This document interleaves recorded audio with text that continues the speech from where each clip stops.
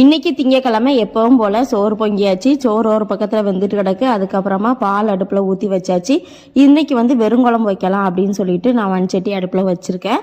அதுக்கு கொஞ்சம் நல்லெண்ணெய் சேர்த்துக்கலாம். அதுக்கப்புறம் சின்ன உள்ளி, அப்புறம் பூண்டு நல்லா வசக்கி விட்டுட்டு அதில் கொஞ்சம் கருவேப்பிலை போட்டுட்டு அதுக்கப்புறமா கொஞ்சம் வெந்தயத்தையும் அதில் சேர்த்துடணும். நல்ல ஒரு மணமாக இருக்கும். இந்த டைமில் நம்ம 2-3 பச்சை மிளகாய், அதுக்கப்புறம் தக்காளி இதையும் போட்டு நல்லா கிளறி விட்டுக்கலாம். கிளறி விட்டதுக்கப்புறமா நம்ம மசாலா அரைச்சி வச்சுருக்கோம்ல அதை சேர்த்துக்கலாம். மசாலாக்கு என்னெல்லாம் சேர்த்துருக்கேன் அப்படின்னு பார்த்தீங்கன்னா, தேங்காய், அதுக்கப்புறம் வத்தல், மல்லித்தூள், அதாவது வத்தல் தூள், மல்லித்தூள், அப்புறம் கொஞ்சமாக மிளகு, அப்புறம் சீரகம்.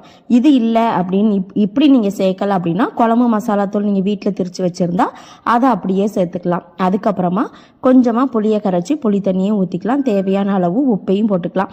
நான் புளியை கரைக்கும் போதே உப்பு போட்டு தான் புளியை கரைப்பேன். அதனால் அப்படி நான் ஊற்றிடுவேன். அதுக்கு